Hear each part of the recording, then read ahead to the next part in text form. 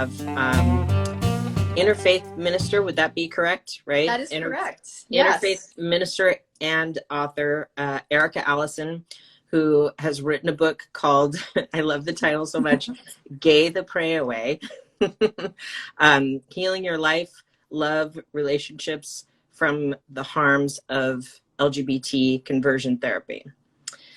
Now, that is, in no way a small or light topic, so I feel like we are probably only going to scratch the surface of that. But it's something so important to talk about. It's interesting. So I think one of the reasons that it's so important, I think, to talk about and in, public facing forums is this is like sort of a covert operation going on. I've looked stuff up and I've done some research, and they are very, very clever about disguising what this is in the offering. And it has different names like reparative therapy and a lot of interesting ways of sort of padding it or lumping it with other issues that people might go to a therapist for. But then all of a sudden you see in there that it's in the list. And to me, that it makes it like a little shady, like that alone it shows how kind of shady it is, you know?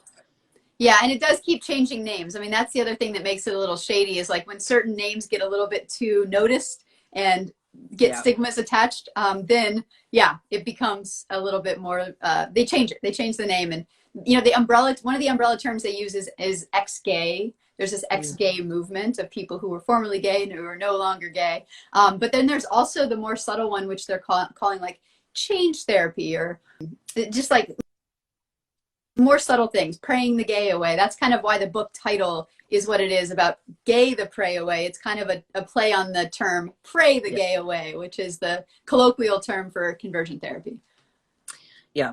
And so if you don't mind, if you can just tell people sort of a little bit about your path to coming to a point of taking a topic like this on and really fleshing it out in this way. And I have a couple very specific questions about some of the topics that it covers, but just sort of a general, condensed version of sort of how this came to be and became important enough to you as a topic that you would take this time and energy to write about it.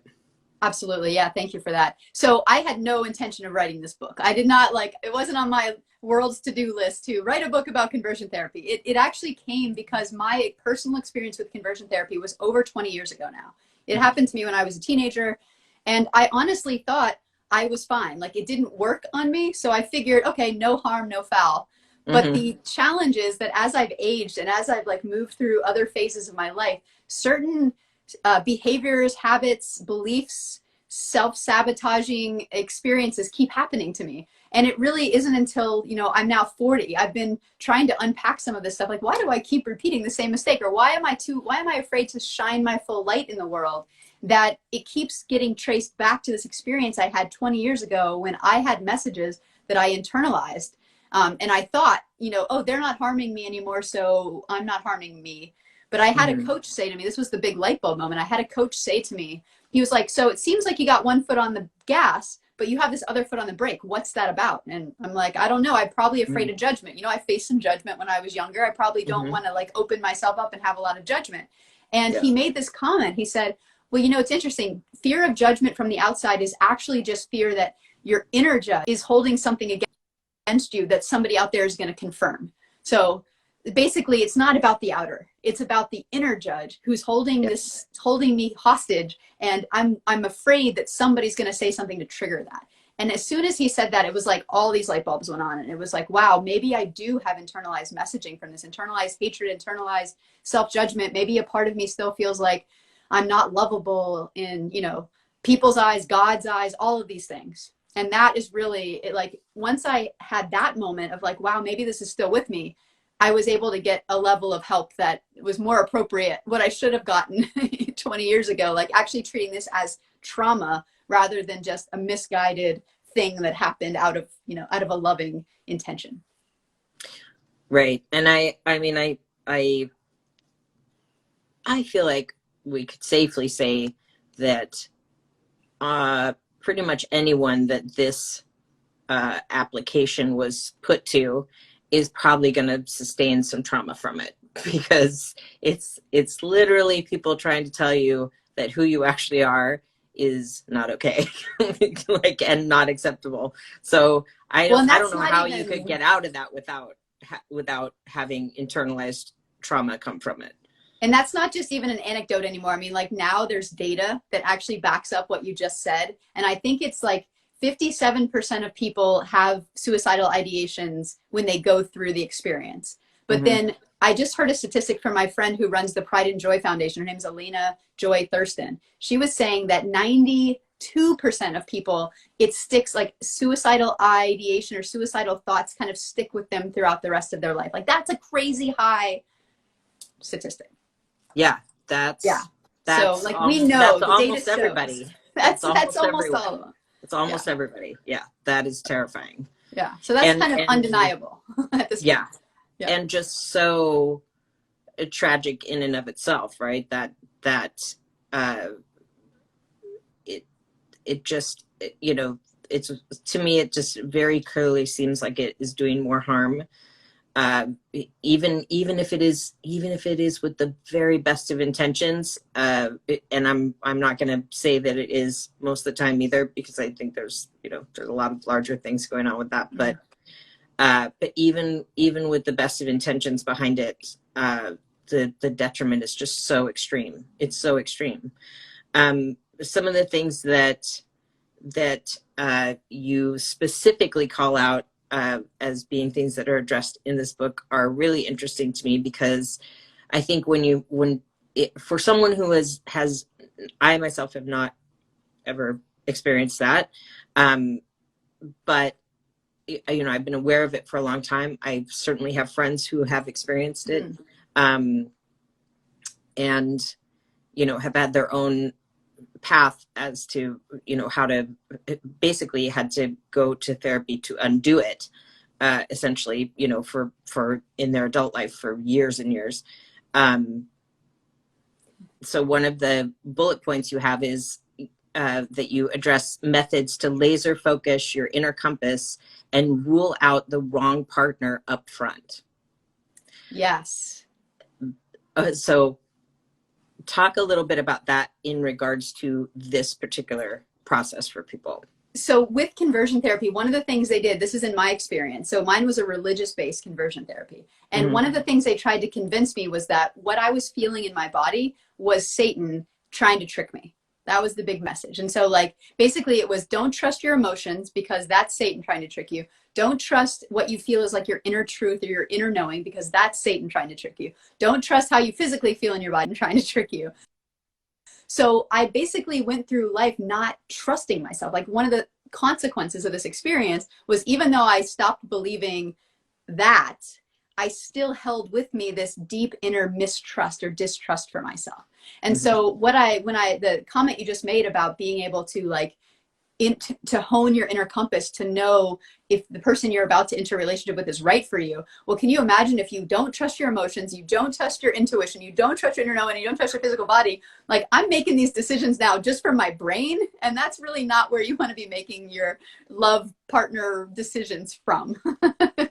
So that's kind of, and once I learned that, once I realized that, oh wait, my inner compass is totally offline right now. It's been like just put on a shelf and told, don't trust that. And so I've had to do a lot of, like, just kind of self-healing and practices and healing with others to help me get that compass back online, tap back into my intuition, learn I can trust my intuition, learn that my intuition is actually very wise, and that I have a higher self in there who knows the truth for me, and that I can listen to that and trust that. Yeah, I mean, it's, I would think in religious-based conversion therapy, I could see how that could be obviously like a catch-all that they would put onto these feelings and sensations, etc. But it's interesting though, because then how, like, is there any discussion or any difference, like, how, if you're supposed to just ignore and say that all of your, basically your core self is evil or Satan, you know, then how are you supposed to know or be able to determine positive emotions and where it is that your instincts make you a good person, right? And how would that even be, like, you'd have to differentiate that, right? It just doesn't seem plausible to just sit there and say, like, all of that is bad, you know?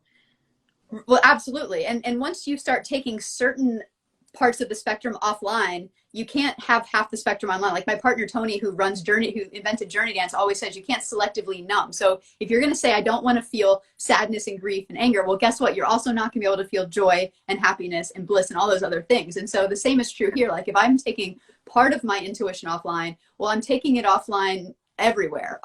The positive, the negative, everything. Yeah, that just isn't a thing. That's not possible. Like you can't, that doesn't, the psyche just doesn't work that way. Well, and we are so wise. I mean, like our inner truth is so, like, we do have a guidance system inside. And I don't understand how we can go through the world. Like, I think what they wanted for me to do was go through the world with the guidance system of what the pastor was telling me, what the Bible or scripture was telling me through their lens, right? Like through their interpretation. So basically, like, let them tell me what to do rather than trust my knowing. And thankfully, as I've discovered more about, my heart's wisdom, I've started to learn, like, wow, I'm really wise in there if I will allow myself to listen to myself.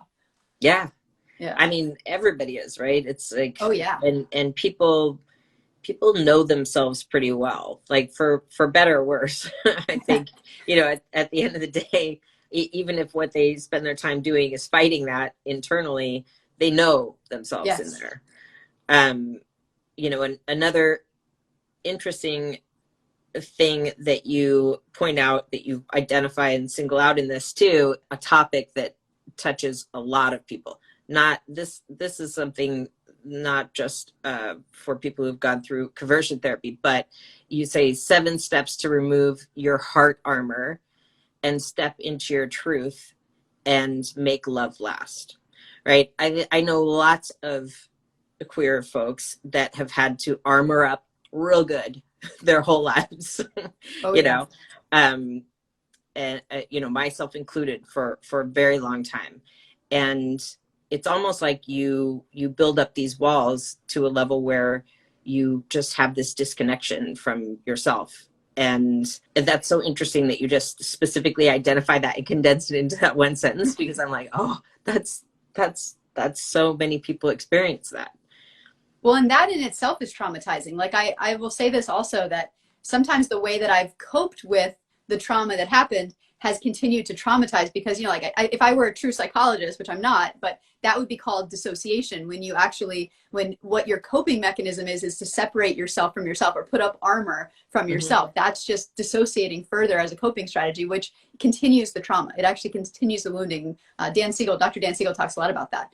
And so, the 7 steps that you were just mentioning, one of the big highlight of the book is this thing called the rainbow path. And this is something that I've discovered on my own path of healing, and I infused in my kind of spiritual counseling training to create this rainbow path. And every letter of the word rainbow, and I joke that I picked rainbow because I could have picked any acronym, but I picked rainbow because, like, hello, it's like the queerest acronym we could come up with. So I picked rainbow, and every letter of rainbow is one of those 7 steps on that path. And in my experience and those that I've worked with, it really is a methodology for slowly being able to, heal and come back and remove that heart armor and just be authentically, truly yourself in a way that feels safe and good. And that's kind of the hardest part, right? Because you have to build that sense of safety inside yourself. It's not anything that somebody can just give you, and it can't be like physically created. You actually have to build it up inside yourself by building your own trust, right? And that's it, because if we keep waiting for the world to be safe, we're going to be all dead. It's never going to happen. Yeah. And I would think that that's sort of like the first thing and the biggest thing that, I feel like people already, if you haven't completely come to terms with your gender identity or sexual identity, all of that, it can jar your trust, right? Because you're listening to all these outside things. And I would think that you just 10x that when you go into a situation like this. It has to just be dismantled immediately, I would assume, is the first thing they go after, right? Do you mind talking a little bit about sort of that process, even if it's just talking through your own lens, about how it felt or what it was like to sort of start to really regain it? Yeah, no, absolutely. And yeah, so the book is on Amazon, and I'm most excited to say it's on Audible, and I got to narrate it. So if you want to hear me read the book to you, you can do that too. But yeah, I love sharing what this rainbow path is, because people have actually fed back to me that this isn't unique to the queer community. This actually can be helpful for anyone who's experienced, whether it's identity harm or just religious-based trauma of any kind. And so basically the R, just the quick high-level overview, the R, and the thing that unlocked the healing path for me was R is like reality check. Recognize that what happened to you was actually trauma. Like I was saying earlier, most of my life I thought, no big deal, it didn't work, no big deal. But it wasn't until I really took the reality check and said, no, actually this was a trauma, and it's still stored in my body, it's still stored in my psyche, it's still in me. That allowed me to take this seriously, make space for myself, make space for my heart, and also get the help that I needed, from a traumatic therapeutic perspective, to treat this. So that was R. That's the R. The A is, and this is interesting because we've been talking about armor, the A is really assess, what has this trauma, how have you coped with this, and what have you done to twist yourself out of alignment because of this? And so in my case, what was safe for me was in my mental body. It was approved by my family if I was smart, if I was successful. We didn't want to talk about emotional because we had conflict there. We didn't want to talk about spiritual because we had conflict there. And we didn't want to talk about physical because we had conflict there. But mental, that was fine because I could just be a successful brain person, and that was good. So what that meant for me, extrapolated out through my life, is I was living like a brain on a stick. Really, everything was my mental space. And so part of my healing, both the A and the I, the A is assessing that. Really, I put some quizzes in there that let you see, am I out of alignment? Is my mental body stronger than my physical? Is my emotional body weak? But then the I is, okay, now the path to healing is to start integrating those parts back. So I needed to take my mental body out of the driver's seat and say, whoa, I got to recognize that I also have an emotional body. I also have a spiritual body and a physical body, and begin to integrate those together. And that's kind of the I. And I put some practices in the book for how do you start to do that if you find your emotional body is really offline. How do you bring that back online and get it into balance with the rest of you? So that's RAI. So just quickly, the N then of rainbow is nurture your North Star. And this is where, for me, I'm an interfaith minister. I have to put this hat on. I make a plea to the queer community. I say, even if you've been hurt by religion or spirituality, you don't have to keep it in that form. I agree that form can be very harmful, but please don't throw out your whole spiritual self. Please have some connection in you to your higher self or to the universe or nature or something, because without that, we are spiritual beings. That is my belief, is that we are spiritual beings. And the in chapter is all about practices to come back and touch back into the spiritual self and find that alignment in a way that is safe, is affirming, is authentic, and just is big enough to hold the reality of who we are as people and not try to put it into a narrow box. So that's the in is my plea chapter as an interfaith minister, please find a spirituality of some kind that gives you solace. Yeah. And so then moving on to the B is what we talked a lot about earlier. It's building your inner compass. It's that rebuilding back that compass. So how do you do that? How do you start trusting yourself again? How do you start tapping into your intuition? And how do you start listening to your own inner knowing and inner wisdom? And then the O, we're getting to the end here. The O is open your heart. And so when I say open your heart, there's two big barriers to this. One is about worthiness. A lot of times, for me anyways, receiving love, I still had a deep programming that I wasn't worthy of that love. And so there are some practices in the O chapter for how do you heal unworthiness wounds within yourself so that you actually can know that you're lovable, and then therefore attract and receive love to you and be able to give it. And then probably even the bigger one is the forgiveness piece. And that's where anger comes in, forgiveness comes in. And the biggest nugget takeaway from this, just Cliff Notes version here, is that one of the biggest things I wouldn't let myself let go of this, even though my anger was being stored in me, and it was really only harming me. But I felt if I let go of it, if I let this story go, if I move on from this story, then somebody will have gotten away with something. There was an injustice part to this. And it's I have to keep holding this story because making justice be served right now. But really that just eats me up inside. Yeah.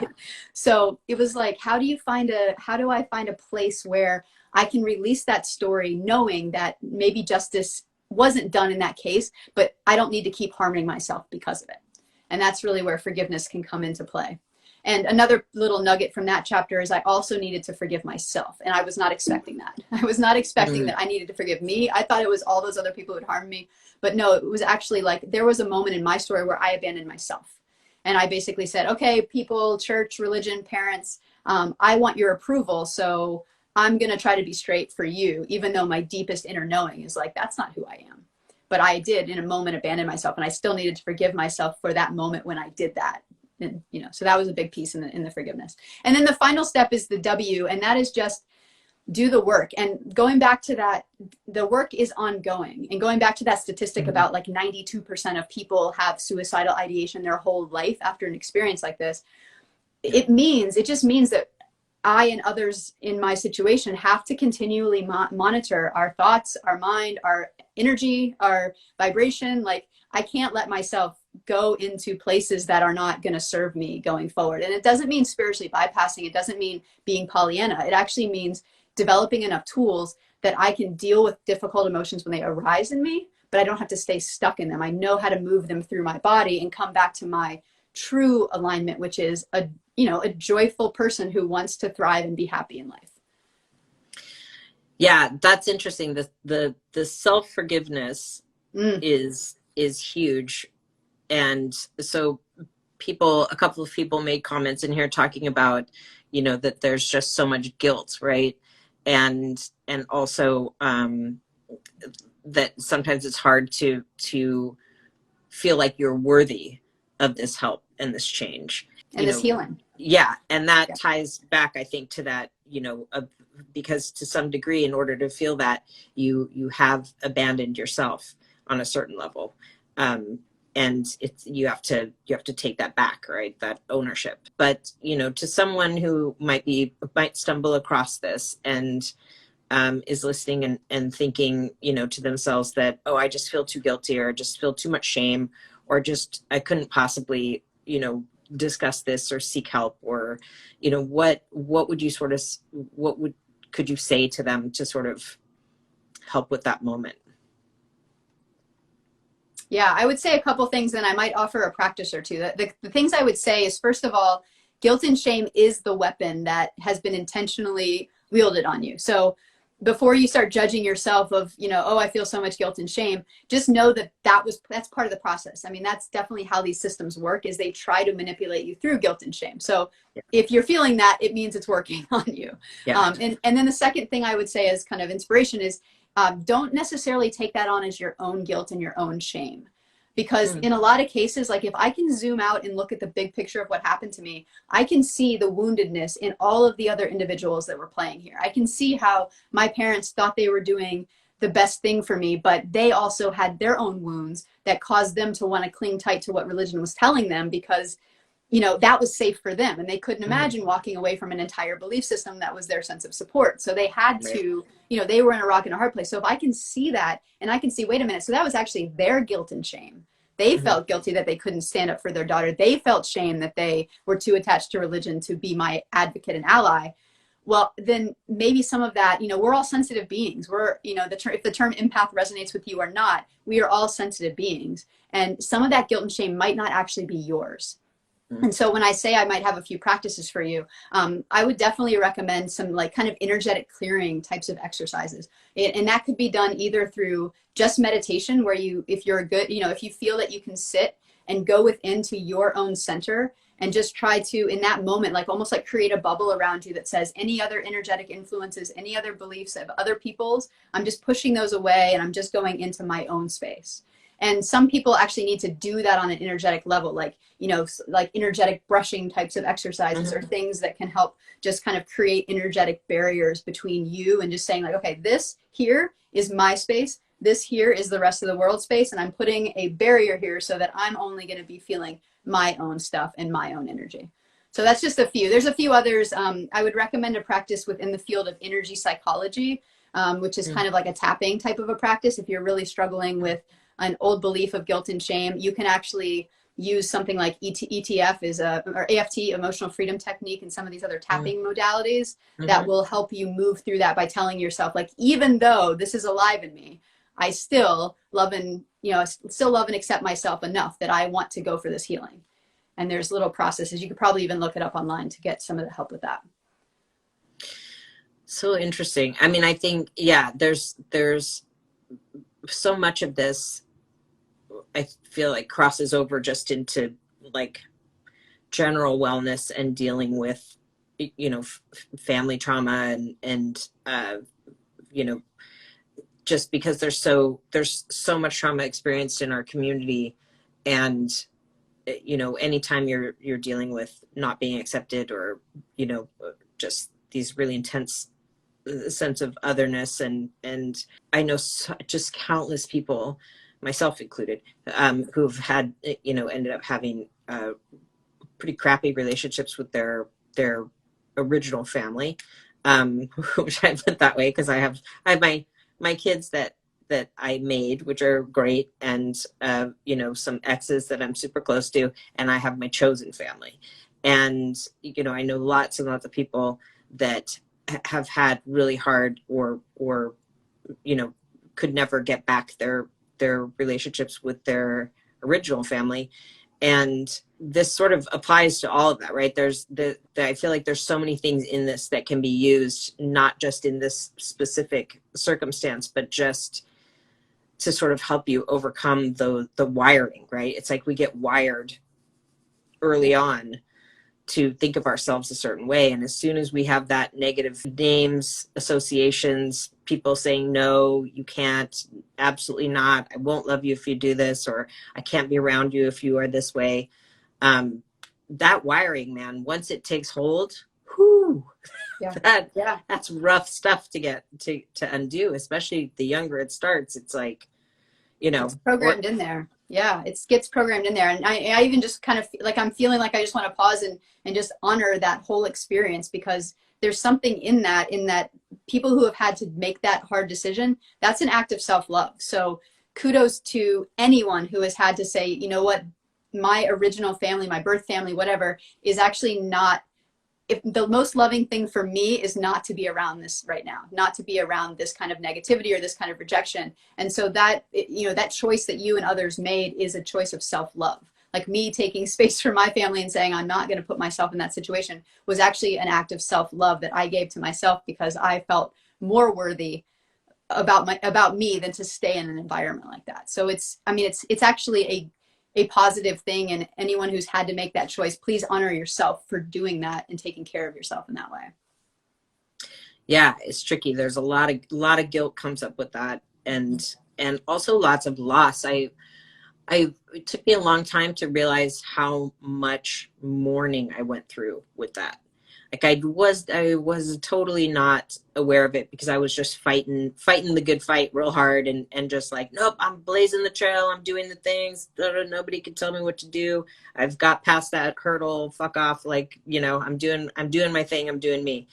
And then all of a sudden it's like I sat still at a certain point, kind of like in my early 30s, and went like, ooh, like I had this intense sense of loss and this sadness, and I was like, well, that's so weird. It's not about my kids. It's not about whatever. Like my dad had passed away at that point, like in my late 20s.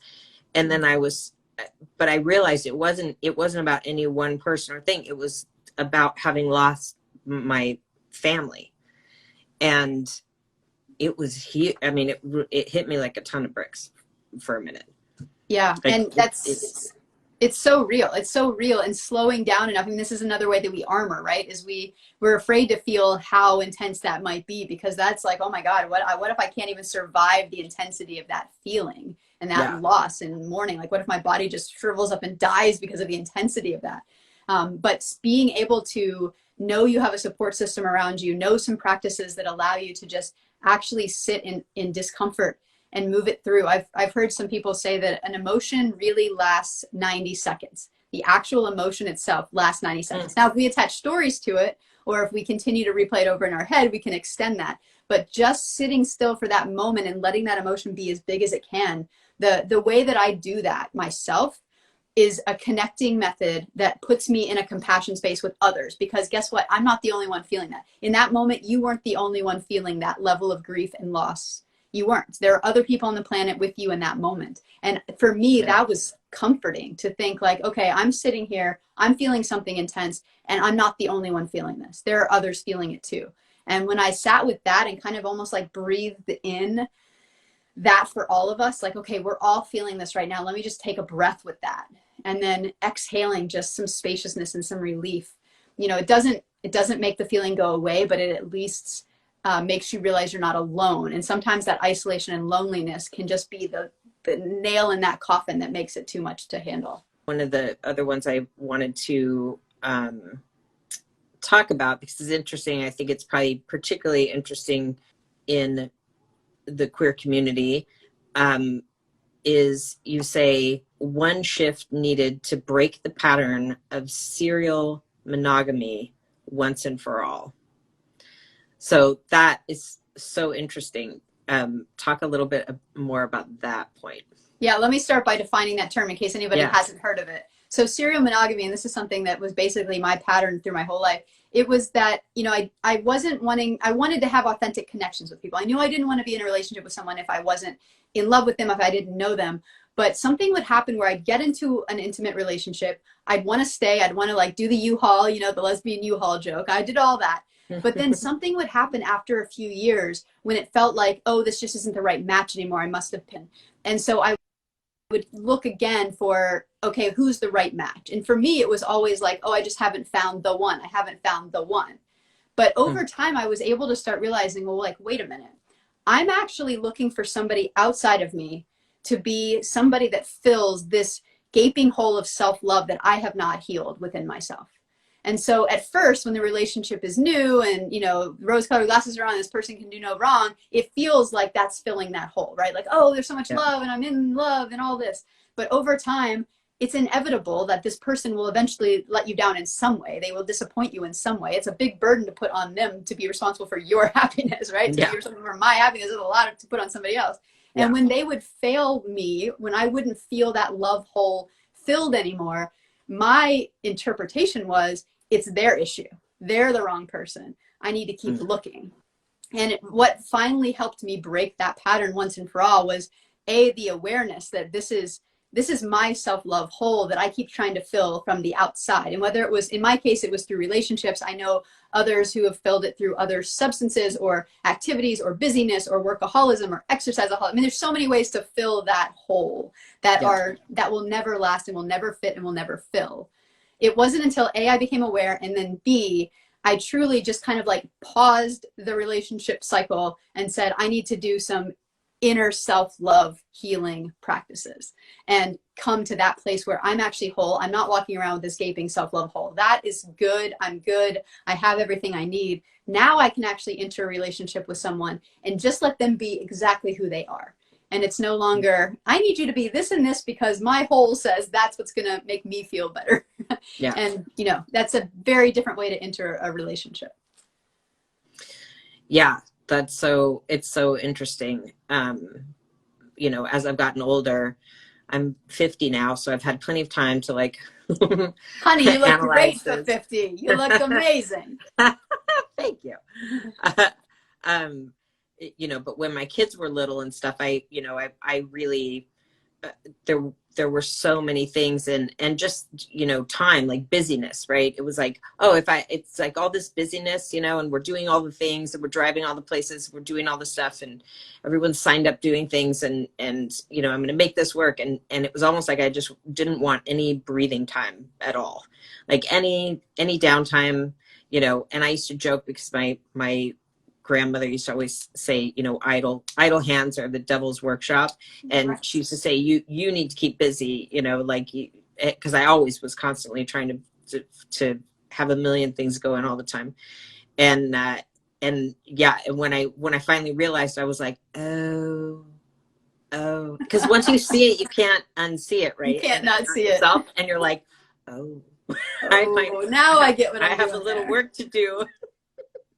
Yes, that moment of like, oh, it's been me the whole time. Uh-oh.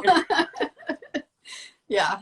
I know, and Yeah. look how our grandparents led us astray with quotes like that, like idle hands. I mean, come on, like There were so many. There were so many misguided wisdom nuggets there. There were so many.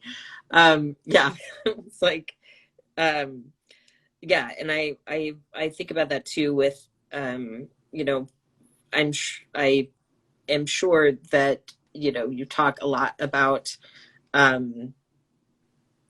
religion in this, and you know, it is so hard. I have a long and interesting relationship with organized religion, and you know, I've sort of found my own spot where I sort of take what works for me, and I just leave the rest. And I, you know, I think, yeah, everybody has that sense about them, right? They have the connectivity, whether you call it universal consciousness and energy, or you know, if it's a higher self or a God. You know, it's so tragic and hard sometimes. I think one of the hardest things about sort of coming out for a lot of people is feeling like they need to give up everything they knew about whatever religious background they were raised in. Like, I have so many friends that it just was like, because that's a loss too, right? If that's something that gave you comfort and it gave you solace and it gave you peace, and it was sort of like your compass that you had been raised with as a young kid, the idea that that entire thing has turned its back on you is, I mean, talk about doubling down. Like, family is one thing, parents is another thing. Your entire faith that you believe to be true not being behind you anymore is like catastrophic. That's catastrophic. Well, it's interesting that you're picking that up kind of like experientially and intuitively, because literally a research study just came out of Australia saying exactly that point. It did research on people who were survivors of conversion therapy and the mental health practitioners who have been treating them. And what the research study found was that a lot of therapists thought they were helping by saying, you got to turn your back on religion. It's harming you. It's like staying with the abuser. You got to leave, right? They thought they were helping, but they were actually re-traumatizing or continuing to traumatize these individuals who didn't want to or need to make a choice like that. There is a way to find a middle way or a middle ground. And so the outcome of this paper was, we need more spaces where people, you know, maybe formerly of faith, can do some healing work from what happened, come into a harmony and a peace with all of this messiness, and come to a place, like you said, where, you know what, I'm good. I'm at peace with this. I know what pieces align with me and I know what pieces don't. And I've got that now. I do think this is something that people don't talk about. I think a lot also in the queer community, you know, because I think it has been thought of as like an either or, right? You can have this community and this family, or you can have that one. Like, you can have that community, but the twain shall not meet, because there's too many disconnects, right?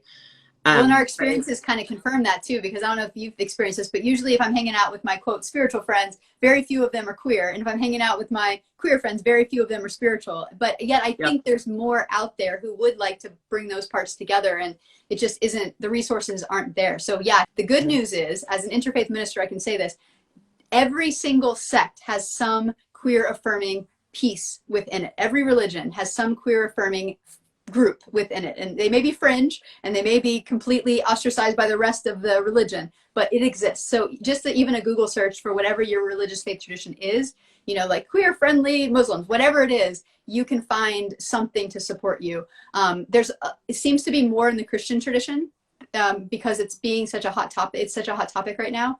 But the one overarching thing I'll say, and this is what brings me into interfaith ministry, is take a look at the mystics. And what I mean by that is, there are mystical ways to look at traditional religion that is not dogmatic, that is not power and control and patriarchy dominated. These are very feminine ways of looking at religion, where you're going into the actual consciousness that these masters were attempting to transmit to the world.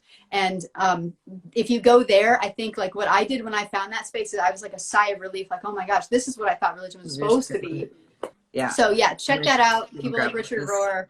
Those are some other resources, but it's out there. It's out there for sure. You know, I think just knowing that too, that space is available, even if you're not maybe in a spot where you can take anybody up on it at the moment, I think even just knowing that it's out there, that it exists, gives some sense of calm a lot of the time. Well, and I want to highlight what you said too about visibility, because I think it's so important. This just came up. I was speaking at a symposium earlier this afternoon about conversion therapy, and the topic came up about visibility, because visibility helps in two ways. Not only does it help the individual who is struggling against heteronormative culture in whatever way they are, and giving them the courage and permission to be who they are in the world, but it also helps the families, the systems around them, the culture, because if they see visible role models who are thriving, like you run a business that is amazing and touching the lives of many people. I'm a minister. Like, there are examples of us out here who are doing this. And the more we show ourselves, the more people say, like, start to associate in their mind, oh, that's what queer is. Yep. Then that level of just panic and fear goes down, and people start to say, oh, this is fantastic. Let's go. Yeah. And I think it even helps, like, with conservative parents and stuff, because the more they see people, because a lot of it is people who have the best of intentions, and they'll be like, oh, but it's such a hard road, and I don't want my kid to have such a tough life and experience, this othering. So I'm going to other them internally in our family until they stop othering themselves. And it's like, no, I think the more that they see that there's just people thriving and people being able to live their truth and do all these things that anybody should get to do, I think it helps calm their nerves as well. I have a hilarious story about that. On the book launch of my book, it was I had about 90 to 100 people come out to the book launch, and believe it or not, my parents came to the book launch. It was beautiful and amazing and very healing that they came, and so they witnessed 90 other people other than themselves just sending me love, support, admiration, like just looking across the Zoom screen and seeing the faces and the smiles and the support and the thumbs up and the hearts. It just, for them, it was like afterwards, they would still, because they were programmed to say, but I just don't want you to have a hard life. And I would have to say, whoa, let's pause. Like, did you take in the scenery there? Did you see all these people? These are people showering me with love and affection. My life is good. I am loved. I am good. So this is an old story. We can move beyond this. I'm good. Yeah, it's all possible. You just gotta find your people, but they're there.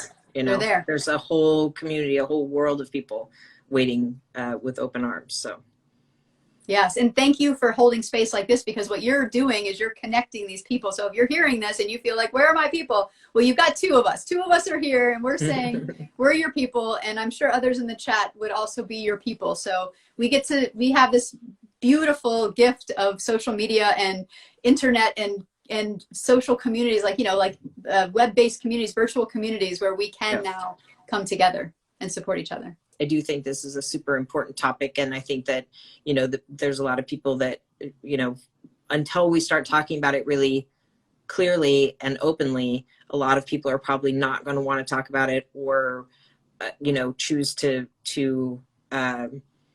maybe not address some of the ways in which it might still be hurting them, even if they aren't currently in it right now. That's it.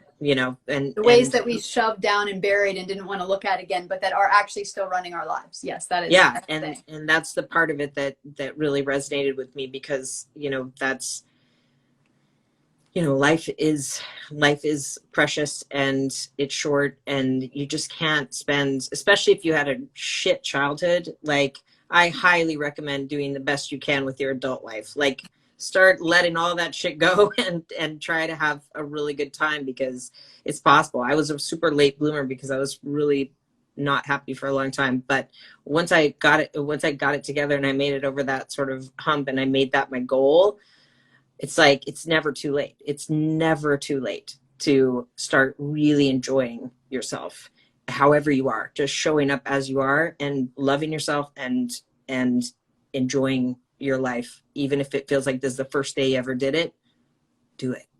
Yeah. And I say this cautiously because I wouldn't want anybody to feel guilt or judgment from what I'm about to say, but we actually do have the power to make this change in our lives. Like you woke up and decided, I'm going to have a good life. I'm going to have a good day today. I'm going to live in a place of joy, not a place of fear or sadness or guilt or shame. And, that can be done. There's work to be done there. And if you're not there, you're totally good and you're totally great and perfect exactly where you are, but just know it's possible. And you're looking at two people who have decided to harness that potential and say, like, yes, I'm the only one responsible for my life at the end of the day. It's me, it's my life, and I got to make the best of it.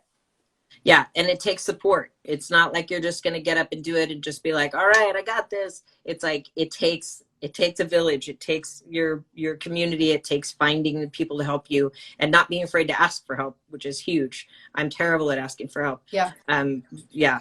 But jumping in and attaching yourself into communities where people are thinking this way, and they're not staying, they're not enjoying the space of victim like all the time. And they're saying, you know what, I want to help transform victim into freedom. Like being in the vibration of people who have said, yeah, we've had it hard, but let's not let that define us. Let's let that propel us. Yep. And those communities exist, and jump in on them and benefit from that energy as you're coming into it yourself. Yeah. We're here. We're here. We're here and we're queer. I'm so queer.